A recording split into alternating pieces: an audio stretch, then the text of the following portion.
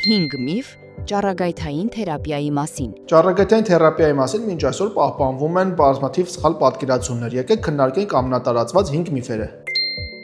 Ճառագայթային թերապիայի ժամանակ միշտ լինում է մազաթափություն։ Իրականում մազաթափությունը լինում է միայն ճառագայթվող հատվածում եւ ոչ բոլոր տեղակայումների պարագայում։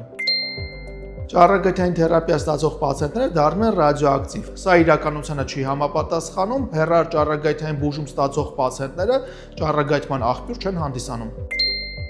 Ճառագայթային թերապիան ցավոտ է։ Ոչ, սա իրականությանը չի համապատասխանում, բուն ճառագայթման process-ը անցնում է առանց որևէ ցավի։